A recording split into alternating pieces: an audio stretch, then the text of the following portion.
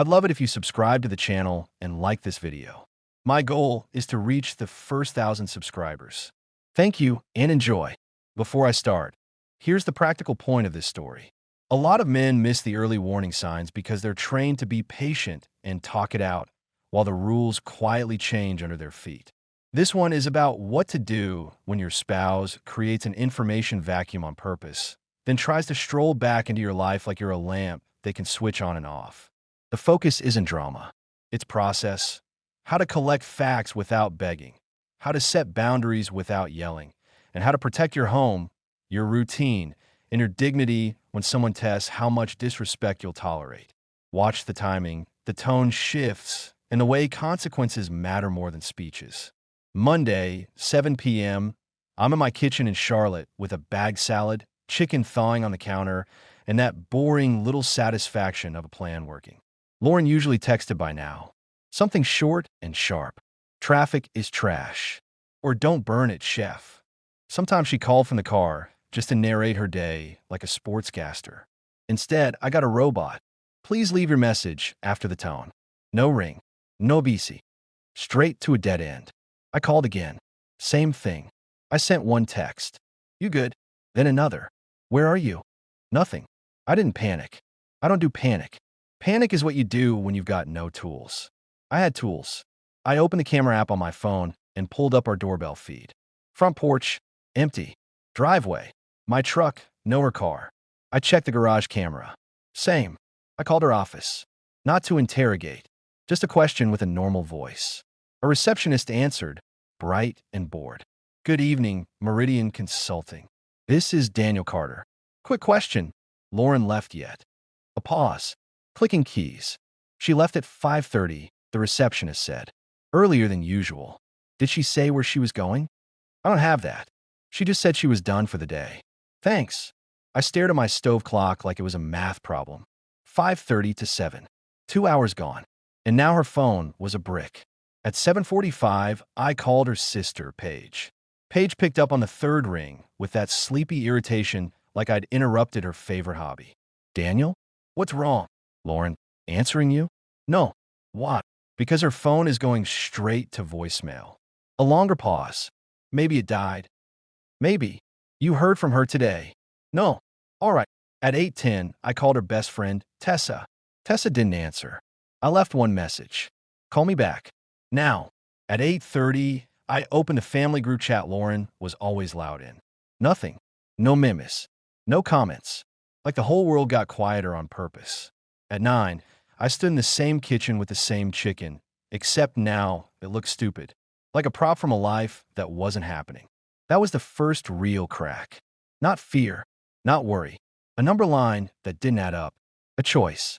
Because adults don't just vanish from their marriage with no contact unless something is wrong, or unless they're doing something they don't want on record. If I'd known where it was headed, I would have skipped dinner entirely and gone straight to the part where I stopped being polite. I called the non-emergency line and reported her missing. Calm voice, clean facts. The officer asked the normal questions. Any history of this? No. Any mental health concerns? No. Any argument before she left? Nothing that would explain this. Okay, we'll note it. If she contacts you, let us know. I didn't hang my whole life on we'll note it. I threw on a jacket, grabbed my keys, and drove to her office. Not because I expected her there. Because I wanted the last clean timestamp from a human face, not a phone record. The building was mostly dark. A security guard sat behind glass, scrolling his phone with the focus of a man protecting absolutely nothing. I tapped the window. He looked up slow. Can I help you? I'm Lauren Carter's husband. He gave me that look people give when they're about to decide whether to be helpful or annoying. My wife didn't come home. Her office said she left at 5:30. I need to know if she walked out alone. The guard shrugged. We got cameras. Perfect. Can you pull 5:20 to 5:40? He leaned back like I'd asked him to donate blood. I can't just. I held up my phone. Officer's report number. I'm not playing detective. I'm trying to find my wife. That changed the math for him. He nodded, sighed, and turned his monitor. We watched black and white footage. Lauren in heels, bag on her shoulder, moving fast like she had a second life waiting outside the frame. She didn't look scared. She looked decided. Then a man stepped into frame near the lobby doors. Tall, business casual, confident like he belonged in her schedule. They didn't shake hands like colleagues. They didn't keep distance like strangers. They leaned close. A quick touch at her elbow. Familiar. The guard cleared his throat. You know him? No. He rewound and paused on the man's face. Want me to print a still? Yes. His printer coughed out a grainy photo. Not enough for a poster. Enough for a direction. On my way out, my phone buzzed. Tessa, finally. Her voice came in too sweet. Hey, Daniel. What's going on? Where's Lauren? A beat. Why would I know? Because she's been gone since 5:30 and nobody can reach her. Tessa exhaled like I was being dramatic. She said she needed space. She told you that today? She mentioned feeling overwhelmed. Did she mention turning her phone into a ghost? Daniel, don't do that thing where you go all intense. I smiled in the dark parking lot. Not because it was funny, because it was predictable. What thing is that, Tessa? The thing where I expect my wife to act like she's married. She's fine. She's taking a breather. A breather doesn't require silence. Maybe she didn't want questions. Interesting, because I've got questions. She snapped just a little. You're always trying to control the narrative. I kept my voice level. Tell her to contact me. Tonight. I'm not her messenger. You already are, I replied. You called. Silence. Then she said, don't scare her off with your tone. I hung up without saying goodbye. My tone was the least scary thing happening. By the time I got home, I had 3 open loops in my head. Where she went after the office, who that guy was, and why her inner circle was acting like I was the problem for noticing she vanished. I slept in jeans on top of the bed, phone on my chest like a pager from the old days. Tuesday morning, I went to the police station in person. Not because I trusted a system, because paper trails matter. A detective named Ruiz met me at the front desk. Mid-30s, sharp eyes, tired voice like coffee was his personality. Mr. Carter, tell me exactly what happened. I laid it out like a timeline. No feelings, just facts. Ruiz nodded along. We could try to ping her phone through the carrier if it's on. It's going straight to voicemail. Could be off. Could be no service. We'll still try. He made a few calls. Typed. Waited. Then he looked up. We got a last known location before it went dark. Uptown Meridian Hotel. The words landed clean. Business hotel in the center. Not a friend's couch. Not a family house. Not space. Time, I asked. Phone was last seen there around 6:30. Then it was powered down. I stared at him. So she made it there? Then turned it off. Ruiz didn't dramatize it. That's what it looks like. Can you pull security footage from the hotel? He gave me a look that said, you watch too much TV. We can request cooperation, but it's not instant. Adults can choose to be unreachable, unless we have reason to believe she's in danger. I nodded once. Understood. He slid a card across the desk. If you hear from her, call me. I walked out and sat in my truck for a full minute. Not to feel, to decide. Here's the thing. When someone chooses a hotel and powers off their phone, that's not an accident. That's a strategy. And strategies get answered with strategies. I called a private specialist, not a cartoon PI with a trench coat. A former corporate security guy named Glenn Fowler that a coworker once recommended after an employee theft mess. Glenn spoke like every word cost him money. Daniel Carter, I said, I need facts quickly and quietly. He didn't ask for gossip. He asked for parameters. Name, recent photo, car, and what outcome you want. I want the truth. No drama. Truth costs less than drama, he said. Send what you have. I sent Lauren's photo, license plate, and the grainy still of the man from the lobby. Glenn replied with one sentence. Give me 24 hours. I didn't wait around the house like a sad lamp. I went to work. I took meetings. I answered emails. And every time someone said, how's Lauren? I smiled and said, busy week. Because my private life isn't a community project. That night, at 10:12 p.m., my phone lit up with one text from an unknown number. Long day. Don't get weird. I'm fine. I'll call tomorrow. No sorry. No. I know you were worried. Just a little command. Don't get weird. I stared at it and laughed once, quietly, like I just heard a joke from a man who didn't know he was losing. I typed back, call Ruiz. He has a report open.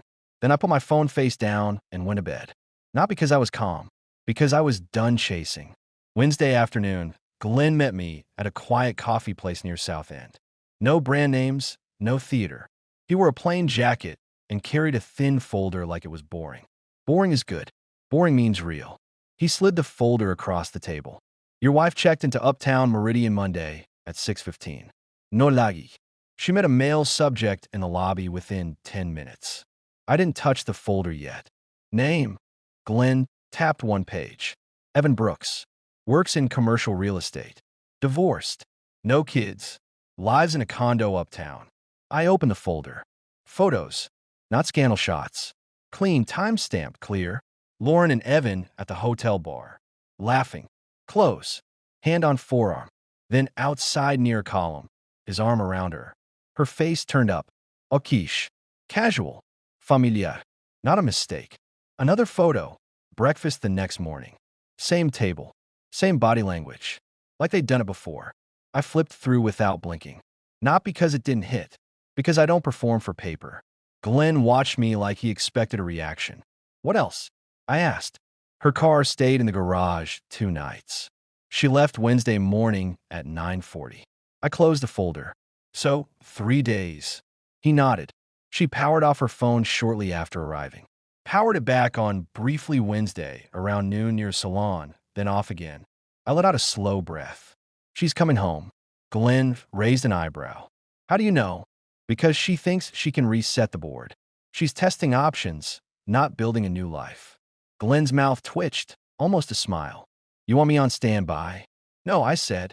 You did your job. Now I do mine. On the drive home, I made calls. Not emotional calls. Administrative ones. First, my attorney, a woman named Monica Hale. Monica talked like she was always 3 steps ahead and didn't need applause. I need a clean separation packet, I told her. No teatrix. No public mess. Monica didn't ask for my feelings. Any kids? No. House. Mine before marriage. Deed in my name. Shared accounts. Minimal. I want everything documented and calm. Then stay calm, she said. I'll draft what you need. You'll present it. You'll avoid arguments. Second, the security company for our home system. I changed the access code and removed Lauren's app permissions. Not as a petty move. As a boundary. If you can vanish, you don't keep keys to my quiet. Third, I call my friend Marcus, a guy I've known since my 20s. Marcus runs a small auto shop and speaks in blunt sentences like punctuation annoys him. Need you tonight, I said. For what? Witness, I replied. And a truck if it comes to moving boxes. He whistled once. So, it's that kind of night. It's the adult kind. Say less. I'm in. At 4:30, Lauren texted like we were planning tacos. I'll be home around 7. Need anything from a store? I stared at it for 3 seconds. Then I replied, door code changed. I'll open at 6:45. Bring your keys and your honesty. No response for 10 minutes. Then, Daniel, stop being dramatic. I laughed again. It was like she had one script and the pages were stuck together. By 6:30, I had the living room set like a meeting, not a fight. Folder with Monica's paperwork on the left. Glenn's report on the right. Pen in the middle. Marcus sat in a chair near the window with a calm face and a mechanic's hands. He wasn't there to intimidate. He was there so Lauren couldn't later rewrite reality. At 6:44, headlights hit the driveway. At 6:45, I opened the door. Lauren stepped in like she'd just returned from Target. No sutkas. No epaligi. She wore a fitted blazer and that practiced expression that used to impress people in restaurants. She stopped when she saw Marcus. What is this? She asked. Accountability, I replied. She looked at me like I was the one who disappeared. You changed the code? Yes. That's controlling. I tilted my head. You vanished for 3 days. I needed space. I stepped aside and pointed to the coffee table. Space is a hotel room now. Her eyes flicked to the folder. She didn't sit. She didn't even fake confusion. She just went straight to offense. So you hired someone to follow me? She snapped. That is sick. No, I said. I hired someone to stop guessing. Marcus cleared his throat. Lauren, you want some water or you want to just get to it? She shot him a look. Why are you here? Because Daniel asked, Marcus said. That's usually how it works. Lauren turned back to me. This is insane. I stayed with a friend. I opened Glenn's report and slid one photo across the table. Uptown Meridian Hotel, I said. Monday night, 6:42. Her face tightened. Not shock. Calculation. That could be anyone. I slid the next photo. The kiss. Lauren's mouth opened and closed like her brain was trying different lies and rejecting them. I kept my voice flat. You don't need to explain. You need to decide. Decide what, she hissed. I tapped Monica's paperwork. Sign this tonight. Or tomorrow morning, I start the process. She stared at the pages like they were written in another language. Then she laughed, sharp and fake. You're really doing this over one weekend? 3 days, I corrected. And the part where you turned your phone off like you were single. She crossed her arms. You don't own me. I nodded. Exactly. So we're done pretending. She switched tactics fast. You've been distant for months. You work late. You barely talk. Maybe I needed to feel like I still exist. I raised an eyebrow. So you exist better in a hotel? Marcus made a quiet sound that might have been a cough or a laugh. Lauren shot him another glare. You're humiliating me, she said. No, irraplia. You humiliated us. I'm just ending the confusion. Her voice got louder. Not screaming. Performing. This is abuse, Daniel. Changing codes, bringing a witness, spying. I cut her off with a small hand gesture. Don't label me. Don't try that. This is logistics. She leaned closer, eyes sharp. You think you're so calm. You think you're the good guy. I shrugged. I think I'm a guy with a deed. That landed. She blinked twice. Then came the first illusion. She softened like a switch flipped. Shoulders dropped. Voice went gentle. Okay, she said quietly. Maybe I handled it wrong. I'm sorry you were worried. Sorry you were worried. Not sorry she did it. She reached into her bag and pulled out a little wrapped loaf. I made banana bread at Tess's. I brought it because I don't want us like this. The timing was almost impressive. Like a movie prop. Warm bread to cover cold facts. I looked at it. Then I looked at her. Put it on the counter. She did, hopeful. I'm not eating my way back into trust, I said. Sign. Her face tightened again. Can we just talk? Without Marcus? Like adults? Marcus lifted both hands. I can step outside. No, I said. You talk like adults when you keep adults informed. Right now, we keep witnesses. Lauren's eyes flashed. You're enjoying this. I smiled a little. Lauren, I'm enjoying the silence I'm going to have after this. She snatched the pen, scribbled something, then stopped. If I sign, what do I get? I lean back. A clean exit. No surprises. No arguments. Your thing's in a scheduled window. That's it. She pushed the pen away. I need time. You had 3 days, I replied. Time is not your issue. Consequences are. She stood abruptly. Fine. I'll get a lawyer. Do what you need, I said.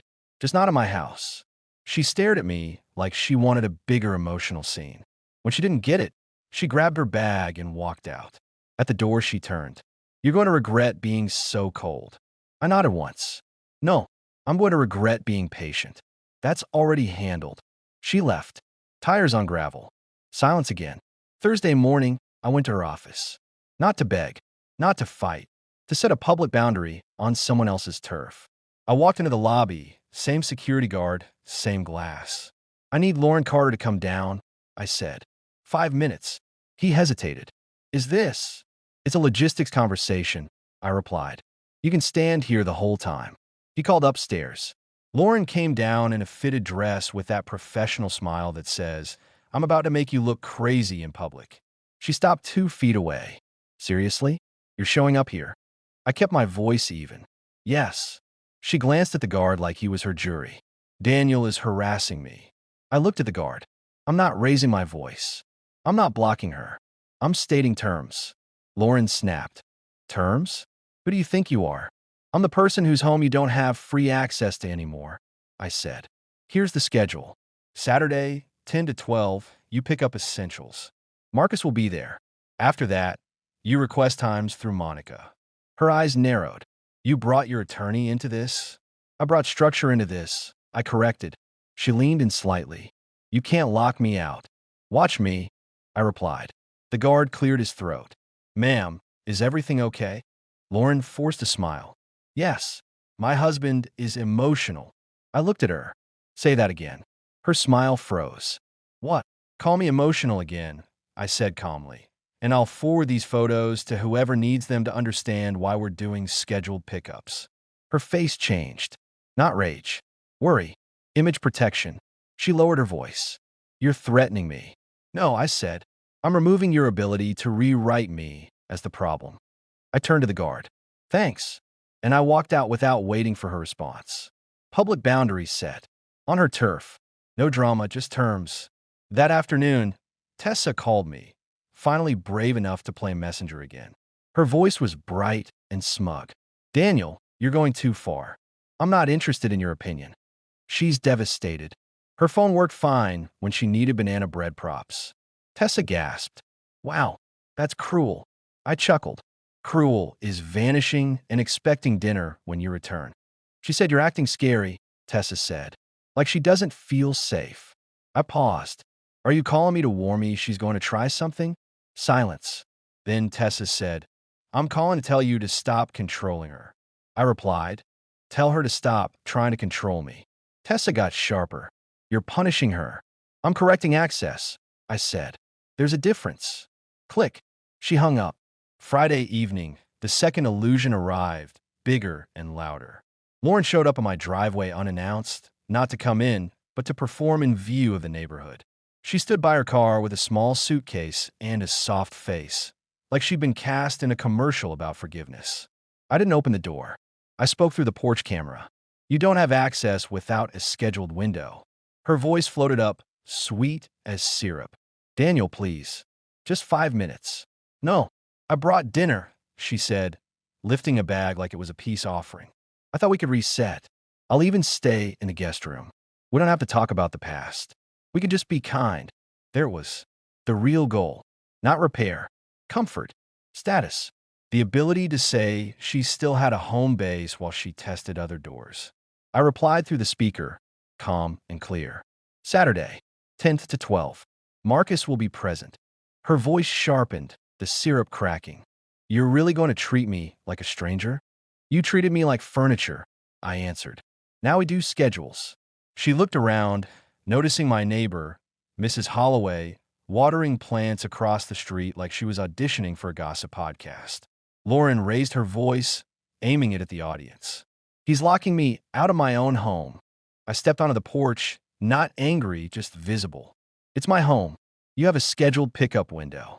Don't perform. Lauren's eyes flashed. You're disgusting. Mrs. Holloway called out, concerned. Everything all right over there? I looked at her and nodded. Yes, ma'am. Just logistics. Lauren snapped. Logistics? You're trying to ruin me. I tilted my head. You did 3 days at Uptown Meridian. I'm doing 2 hours on Saturday. Your math is broken. She marched to her car, slammed the door, and peeled off like a teenager. Mrs. Holloway stared wide-eyed. She walked over, lowering her watering can. Daniel, honey, do you need help? I smiled politely. No, ma'am. I need quiet. And I'm getting it. Saturday came. Marcus arrived at 9:45 with coffee and that I told you so face without saying the words. You good? He asked. I am organized, he replied. At 10:02, Lauren pulled up. This time, she had her sister Paige with her. Smart move. A witness of her own. She wasn't here for boxes. She was here for leverage. Paige stepped out first, arms crossed, eyes narrowed like she'd been briefed. Lauren walked up and tried a small smile. I opened the door wide, kept distance. Marcus stood in the hallway like a calm bouncer. Paige spoke first. Daniel, you're being extreme. I nodded. Paige, I'm being specific. Lauren breathed out. Can we please just talk like adults? I'll tell you everything. I gestured toward the living room where the folders still Saturday. We already did adults. That's why the paperwork exists. She stepped in, eyes scanning the house, like she expected to find me collapsing without her. Instead, she found the same clean space, minus her access. You changed the Wi-Fi password, she said, annoyed. Yes, that is petty. That is security, I replied. She tried another angle, softer. I didn't plan to hurt you. I felt trapped. I wanted to remember I still have options. Paige blinked. Marcus lifted his eyebrows like there it is. Lauren continued, voice shaky but controlled. Evan was just, he made me feel seen. It wasn't about replacing you. It was about having a lever, knowing I'm not stuck. A lever. She actually said it out loud, like it was a normal relationship tool, like she watched too many social media therapists. I looked at her and nodded slowly. Thank you. Her face brightened, hopeful. So you understand? No, Evropia. I understand the whole story now. She frowned. What does that mean? It means you wanted choices without paying for them, I said. You wanted the comfort of being my wife at home, while keeping the thrill of being someone else's option uptown. You didn't want space. You wanted power. Paige jumped in. That's not fair. I held up a hand. Paige, don't. Lauren's eyes narrowed. You're twisting it. I smiled slightly. Lauren, you disappeared for 3 days. You powered off your phone. You came back asking if I needed groceries. You baked banana bread like that fixes reality. Then you tried to stage a kind reset in my driveway. Now you admitted you wanted leverage. There's no twist. There's a straight line. She swallowed. I can fix this. You can't, I said, because you think love is a bargaining chip. Lauren's voice rose. So you're just throwing away 6 years? I nodded once. You threw it away. I'm just cleaning up. She stared at the paperwork like it was a bomb. If I sign, where do I go? You're an adult, I replied. Pick a place. Paige scoffed. Wow, cold. I looked at her. Warm would have been a text Monday night. I'm not built for warm lies. Lauren's eyes filled, but the tears didn't move me. Tears are not facts. And I was done living on stories. She picked up the pen, hands shaking slightly, and signed. Then she tried one last move. Daniel, please. Don't make me look bad. Don't tell people. I met her eyes. Then stop giving me material. She flinched like I'd slapped her. I hadn't. Words just land when the truth is simple. They collected her essentials in silence. Marcus walked with them room to room, not touching anything, just existing as a witness. Lauren tried to linger in the doorway of the master bedroom. No, I said. Her head snapped to me. Seriously? Seriously, I replied. That room is closed. She turned away, jaw tight, and kept packing. At 11:58, Paige carried the last bag to the car and hissed, You're going to regret this. I smiled. Tell that to Uptown Meridian. Lauren paused at the front step, holding her keys in her palm like they were still a claim. I held out my hand. Keys. She stared, then dropped them into my hand with a small clink. That sound was the end of chapter. As she walked her car, she looked back one last time. You think you're winning. I replied, calm and loud enough for both witnesses, I'm not winning. I'm exiting. They drove away. 2 days later, Sunday afternoon, an officer knocked on my door. Not Ruiz. A younger guy, polite, uncomfortable. Mr. Carter? We received a call requesting a welfare check. They said there might be a domestic issue. I nodded. Come look around. Then you can close it. He stepped inside, glanced around my calm living room, my quiet kitchen, the folders on the table. You alone? Yes. Any weapons in the house? I hunt on my buddy's land sometimes, but nothing is out, I said carefully. And nobody is threatened here. He nodded, relieved.